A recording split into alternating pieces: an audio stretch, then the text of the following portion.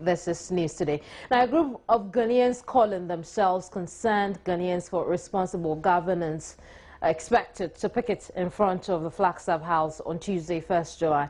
Now, this move is to protest what the group has described as harsh economic conditions in the country. And I'm joined over the telephone by DSP Freedom Tetteh, who is Accra Regional Police PRO. We'll talk about this matter over the next few minutes. Thank you very much, DSP, for your time. Thank you, my sister, and thank you to your viewers. Absolutely. How does the police view this picketing at the Flagstaff House? We've indicated that it is a security zone, so we are not going to allow any group to embark on any form of demonstration. So that one, we are not reversed on our decision on that.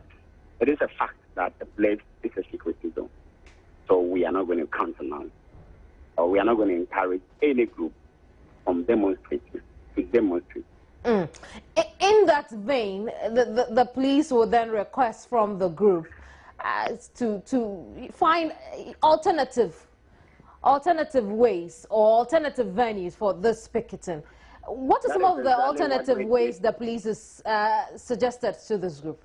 We have a traditional venue that all the groups that in the past have proposed to demonstrate have been converging.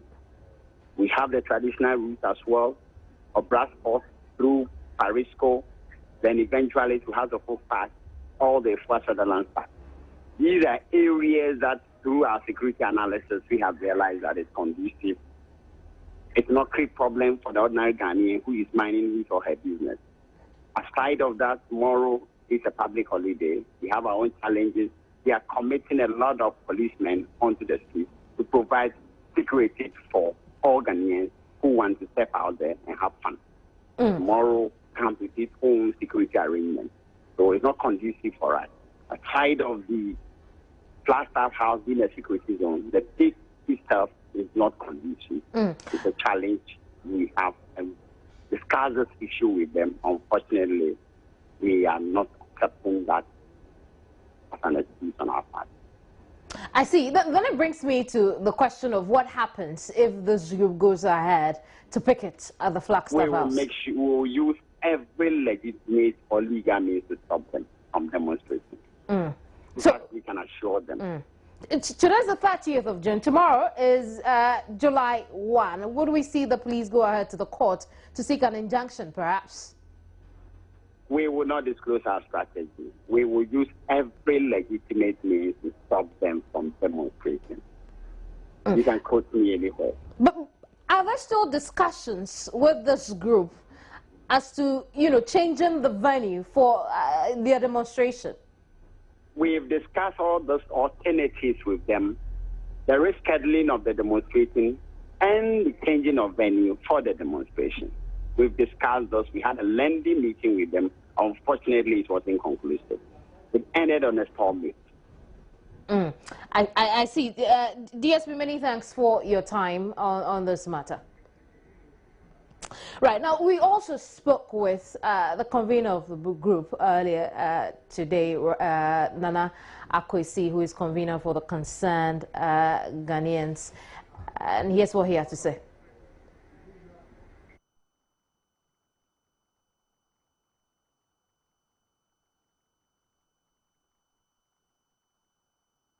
Tell you a bit of what they have been saying. A group of Ghanaians calling themselves the Concerned Ghanians for Responsible Governance are expected to picket in front of the Flagstaff House on Tuesday, 1st of July. A move, they say, will be in protest of what they have described as harsh economic conditions in the country. Now, the convener for the group, Nana Akwesi, was earlier on here in our studios. We spoke with him. Take a listen.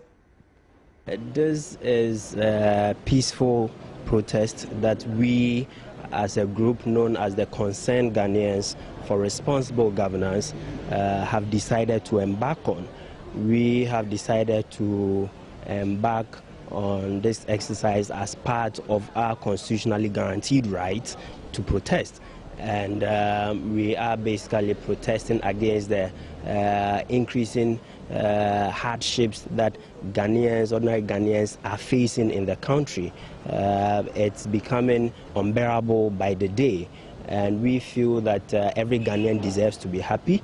And we also believe that our happiness as a people is inextricably tied to responsible governance, and therefore we are able to demand responsible governance from government or any political party which holds the reins of government, of power to government. We would inevitably be ensuring that Ghanaians are happy. Exactly how do you intend to do this? We intend to simply converge at one focal point, which is right opposite the Flagstaff House, around next to where the torch is. We are converging there. We are not going through a march through any designated route. In our notice of the event to the police, we intimated to the police that we are not embarking on a march. We are simply, as of now, I can't place a figure on the numbers. We are having a meeting with the police today to discuss security arrangements tomorrow. Okay, so how far do you intend to go with this? Presenting a petition to the president or what? Yes, we are going to present a petition to the president tomorrow. Now, we are hopeful that the president is a listening president and that he would act favorably to the petition that we would present tomorrow. Well, now, let's move away from that. CEO of Chamber of Bulk Oil Distribution Companies, Senyo Hossi, says by Wednesday, the fuel supply situation should normalize across the country. Speaking to Roland Walker on the AM show, Senyo Hossi denies suggestions that BDCs were hoarding the product in anticipation of an increase in fuel price. Yes, on Saturday and Sunday, we have moved a total of 9 million liters to the market, and I think we've tried to publish a number of the stations out there which we have served. And from our observation last night, I actually went around to inspect a few stations that we call serving to ensure there was no audit. And significantly, the challenge seems to be subsiding, and I believe by Wednesday we should have a very normal situation as far as fuel supply is concerned. The concern from the ordinary Ghanaian is that, well, you are members of BDCs, you're members of the chamber, you are heads of the chamber, etc., because you're not going through frustrations of fuel shortages. So it's very easy for you to just cut off supplies, just because you have all these difficulties. Let me take advantage of this to really correct something. We never cut off supply. We never cut off supply that voluntarily. No, that's very wrong. What happened was that the funding that we required from the bank and also from the international banks, who would have to confirm local banks' letters of credit, that was scaled back and withdrawn in some instances. And to that extent, we're not able to acquire or procure products. Most of the products that were available were under financial hold, i.e. the supplier sends it down, but appoints a collateral manager like SGS or like Inspectorate, telling them, you know, till these guys issue my payment, you cannot release the cargo to them. In simple terms, that's what really happened. And the banks were failing to really fund us because of the level of indebtedness we had to them. And also the lack of clarity of government's willingness and commitment to paying down debt as subsidies continue to grow. Okay, and those were the things that needed to be addressed, and I believe clear actions and decisions were taken, and we were able to see some improvement in the situation. Let's travel up north, specifically to the Upper West region. Our regional correspondent Rafiq Salams joined us via telephone to give us an update on the fuel supply situation. Hello, Rafiq. Hello, Rafiq. Hello, Rafiq. Are you hearing me, Kamini? This is Rafiq. Well, I can hear you now. And what's the situation since supply resumed? to the best of my knowledge, and I can report to you that in the case of the one municipality or the Upper West region, they are yet to receive any supply from the bulk storage or from the strategic reserve. And so the situation in the one municipality is worsening each passing hour. At the moment, people are without the community. There's no petrol anywhere in the one municipality, and the only place, the only place that you can find fuel or petrol in the one municipality is by the roadside, where people are selling them on yellow gallons, popularly referred to as 4 gallons. But all over the place here in Accra, supply is being made, and people up north are saying that. How are they reacting to the fact that supply has not got to them yet? Yeah, they are really disappointed that they have not been able to get the supplies yet. And then also the fuel station manager that I have spoken to, all of them are telling me that they will get their supply by Wednesday. But at the moment, they're not expecting any supply. The only strange thing that happened was last time when people thought that Total One was having petrol because they saw a fuel tanker passing that place. Many people rushed to the scene and saw that it was not petrol. I see. Thank you very much, Rafiq, for that update. We'll say up north this time to the east, and our regional correspondent Albert Sorry is joining us via telephone. Hello, Albert. Hello, Kemi. Well, the situation is worsened in the Upper West region. Tell us about the Upper East. Well, here in the Upper East, nothing has changed. I've gone round town, and none of the fuel stations, we have at least 10 fuel stations in the regional capital, Bolgatanga, and none of them is selling fuel from the checks that I have made.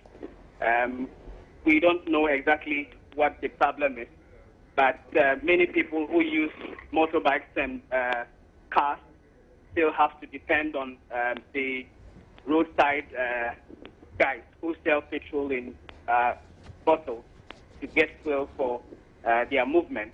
And that is very, very expensive because obviously the guys are selling the petrol that they have in those containers way higher than they used to be, more than 100% increment from what I've seen. So that is the situation. We're told that fuel is in Accra, but if we are going to have fuel in the Upper East region, it means that the tankers that will have to transport the fuel all the way from Accra to this place will take some time to get here.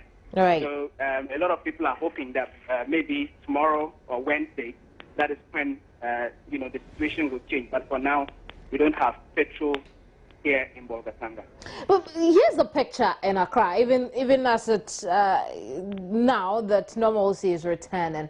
Lots of cars are lined up at the fuel stations. Up north, where the motorbike is the most common form of transportation, what does it look like at fuel stations?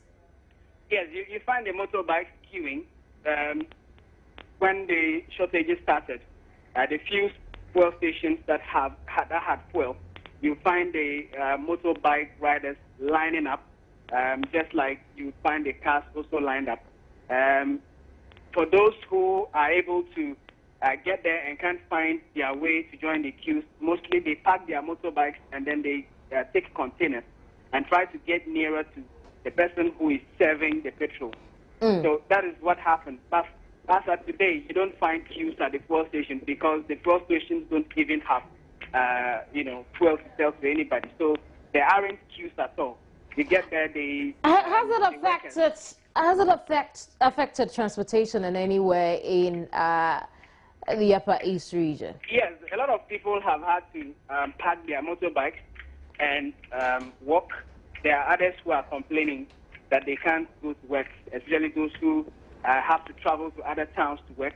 They can't do that. And if they want to do it, maybe they will have to join taxi cabs and all that and pay, spend more money than they would have done under normal circumstances if they were going to use their motorbike. So yes, it is affecting transportation. I see. Thank you very much, Albert, for that update. Albert Sorry joined us from the Upper East region. Here in Accra, Redwan Karim Osman Dini visited some fuel stations as normalcy returned gradually. And here's the report he brought in. Over the weekend, government in a statement released and signed by Deputy Minister for Information and Media Relations, Felix Ofosu-Kwakye, said measures have been put in place to ensure that oil marketing companies have been supplied with enough petrol. But it seems the scramble for petrol still continues unabated, especially in the capital, Accra. I have pitched camp here at the Pig Farm Junction Total Filling Station, and you can see a huge number of cars, gallons and other receptacles. Just an indication that people are still battling for fuel. I have been joined by this gentleman, and he would tell me what he has actually gone through just to get, a gallon of fuel. Good morning, sir. Good morning. What's your name? Isaac Abrokwa. I can see you have a gallon already, but tell me, how was it? It wasn't easy. It took me a long time for me to get a gallon and also come into the queue to get fuel.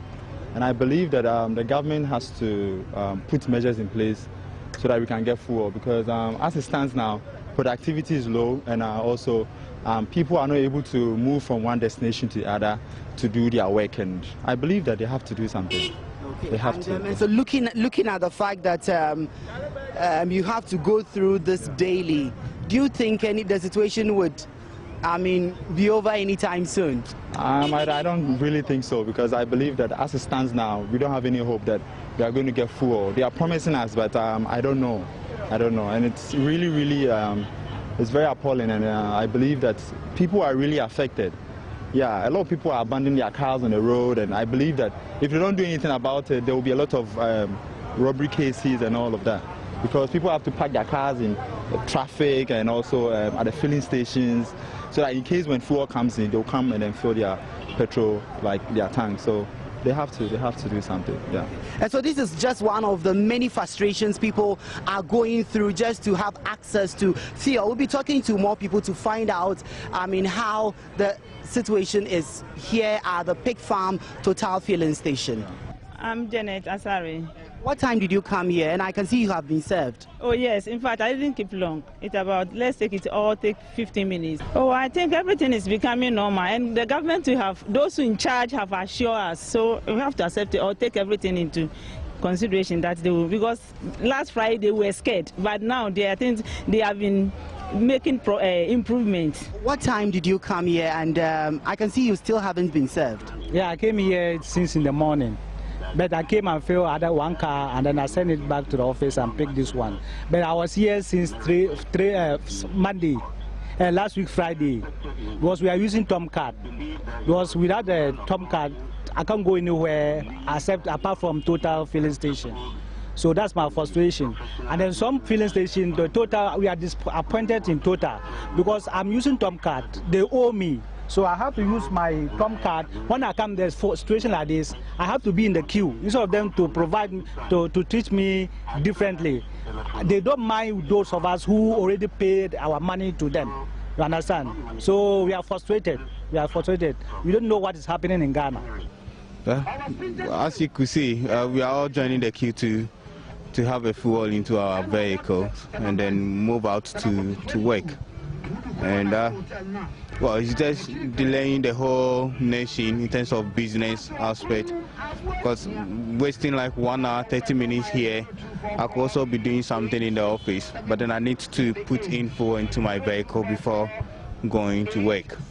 So actually it's delaying the whole process in terms of business aspect. But you see, they are serving, but the line is not going. That is the disturb that I'm disturbing. It's critical because since last week Wednesday, I parked my car. Maybe sometimes a friend will call me, say maybe the fuel is here, I should go and buy. Maybe when I get there, there's no fuel. Sometimes you can join the queue for about 6-7 hours, then the fuel is short. Then you have to move the car back to your house. So that is what we are facing. So, but I think today they said there's fuel, so we thank God. And so what we've been able to gather so far is that there is enough supply, but the queue is still long and winding. We've been to some filling stations in other parts of Accra, and the queues are non-existent. But here at the Pig Farm Total Filling Station, there is a long and winding queue. And so we are all hoping that by close of day, the situation will be reduced to the barest minimum. Ridwan Karim Dini Osman, Joy News, Accra.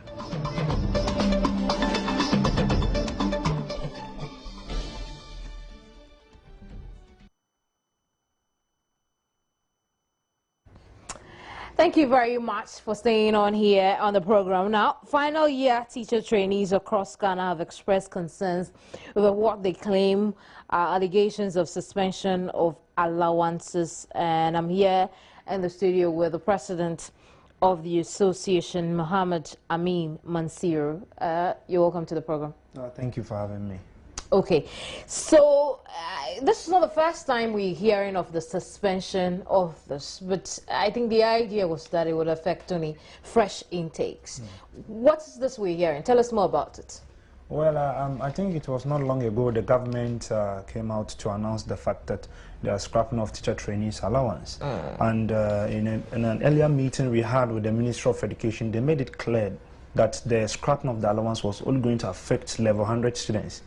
And there have been this alleged letter that is going around. And I think extensive consultation at the Ministry of Education, we have been able to confirm that the letter is true, that they are going to suspend the allowance of final year students who are yet to accept posting to their various places where they will be taking up teaching profession. How about midway students? Does it affect them as well? Well, those who continue to take allowance, yes. Students. So it means that it's not only final year students, it's going to affect both second and third years. I see. So it wouldn't just be first year students? Yes. Okay. Now, what reasons were given for this suspension, according to the letter you cited? You know, it's a bit funny to realize the reasons that were given in the alleged letter. Because as part of the reasons given in the alleged letter was that trainees, it was not certain that trainees who complete their final year education will accept posting to all the places that they'll be posted to. And I begin to ask myself that if trainee reject posting to a particular place, then it means that somebody somewhere is not doing his job very well. Am I the one who is supposed to post myself? No, posting, I'm supposed to be posted by somebody. And more to the point, the second year and third year trainees are linked up to one or the other district because of the posting forms that we fill. So we are linked up to a particular district where we seek for sponsorship. So there is no second or third year trainee who is not linked up to a particular district for sponsorship, which means that you are automatically sent to a particular place to serve immediately you complete. And more to the point, you don't even complete before you are posted. You are posted to start serving and teaching before you even complete writing your final 2 papers. And you say, how does this affect you? Well, the problem is that how do I go on posting if I don't have money to take care of myself? And more to the point, you see, the problem we are putting across is that how do you leave a place where you know that your parents are taking care of you to another place where you know you are going to start a new life, probably a very rural place, and you don't have money to take good care of yourself? It means that you're only going to stay there without going to school to teach. Because before I go to teach, I should expect that I'm being paid. And it is this allowance we depend on. Probably we know that the government have made inputs to take care of the first years that they've scrapped off the allowance by replacing it with the feeding fee. But what about these third years? And then not only did they replace it with a feeding fee, but then there were also talks about going for just net loans, just as all the other tertiary institutions were doing. Wouldn't that be an option for the final year students to explore? You see, our major concern here is that as of now, we don't even know how true this information is.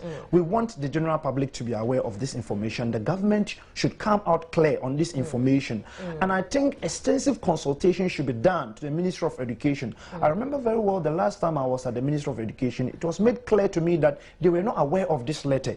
But after we delved deep into some of the department, we got to realize that this letter was there and it has taken about 80% implementation. So that is what we are putting across. When you say 80% implementation, how do you mean? It's almost done, because the letter says that at the end of this month, we are going to cease taking allowance. And so teacher trainees this month have not received their allowances? Well, they are saying after this month.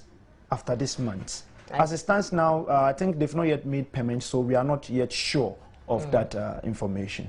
I see. What happens if this information turns out to be false? I mean, this is information we've not been able to verify yet, though we're getting in touch with the Ministry of Education.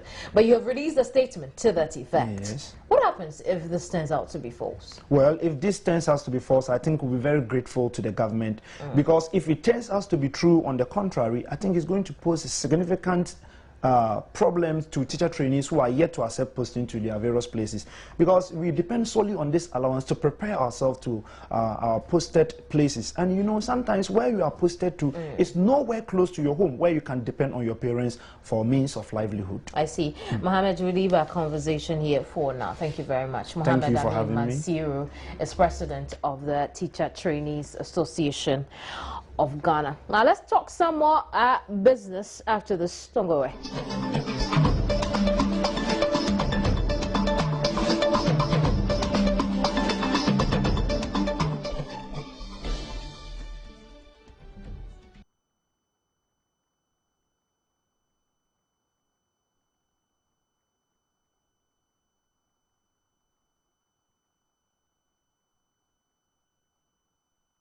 Thank you very much for your company. Still here on News Today. We'll move on to some business stories. The Ministry of Finance has stated Moody's negative rating of Ghana's economy was based on the same short-term challenges which the government had identified and was addressing. Government is stressing that the government had brought the bold and comprehensive measures to the attention of ratings and other agencies, and pointed out that multi-year fiscal consolidation efforts led to positive medium-term prospects. The ministry is assured the short to medium-term prospects for the country remain bright, and that the government would continue to work hard on plans to ensure that they materialize. Moody's Investors Service has downgraded Ghana's sovereign rating to B2 from B1, citing the country's rising debt burden and deteriorating debt affordability. In its report, Moody's stated that the primary driver of his decision to downgrade Ghana's sovereign rating to B2 was the country's high and rising debt burden and deteriorating debt affordability.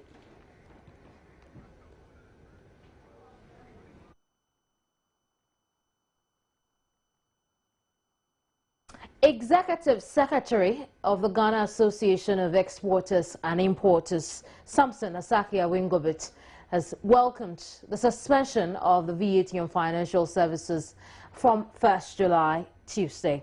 He told Joy News Desk government must continue to factor in concerns of private sectors or of the private sector before embarking on any plans. The move would have seen banks and other financial institutions charge 17.5% tax on some services rendered to the public.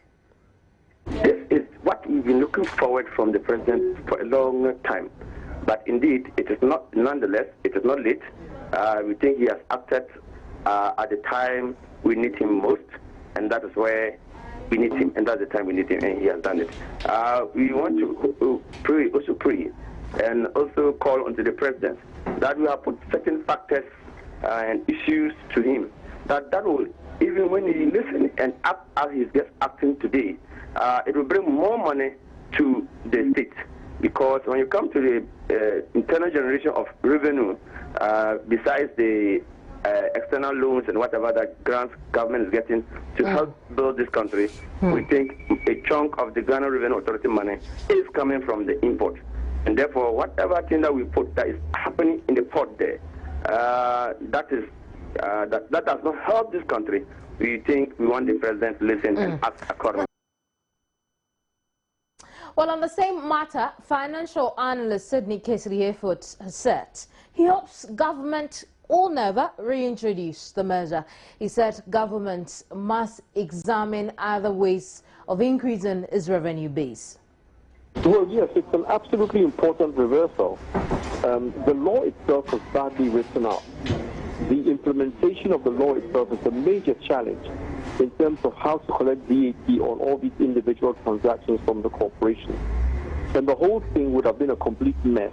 And it needs to go back to Parliament for Parliament to actually go through again and ensure that you can actually implement this law. I mean, Act 870 was brought in very hastily. and was pushed through Parliament on the basis of some means of government being able to raise revenues. And I don't think it would have the desired impact. I've written about it and I've spoken about it several times. And I'm very, very glad that they have actually reversed the decision and are going to look at it again. And I hope they are. And I hope they never bring it back. If government wanted to take a second look at this, how should government view it? Well, it has to go to Parliament. And Parliament should look at the possibility of implementing it, one. And then secondly, whether there isn't an alternative and better way for government to raise additional revenue than to use the 17.5% VAT on commissions and fees and charges through the banks. I think it is very unfortunate that we are trying to cloak a goods and services tax as a value-added tax, because by definition the two things are completely separate. And when you listen to what we are trying to do, or you read what we are trying to do, you see we are trying to backdoor a goods and services tax and couch it as a value-added service. And this is very, very wrong, and it will not work. I heard that the banks were up in arms. I heard the unions were up in arms, and we were facing a possible shutdown of the banking sector because everybody could see that this is just bad law. So the only way to do it is to look at it from two angles.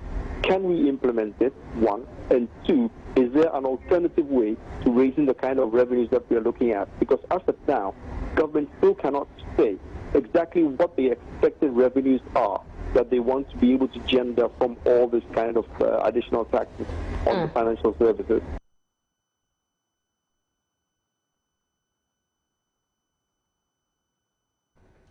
Let's move away from taxes for a bit. Now, African leaders have called for greater investment in agriculture at the Africa Union Summit, which closed Friday in Malabo, the capital of Equatorial Guinea. The AU has focused this year's summit on tackling issues of agriculture and climate change as part of the continental body's overall development goals to create jobs and improve food security. African Union Commission Chairwoman Nkosazana Dlamini Zuma led the call for greater public and private investment to bring high-tech innovation to African farming during summit opening remarks on Thursday. Irungu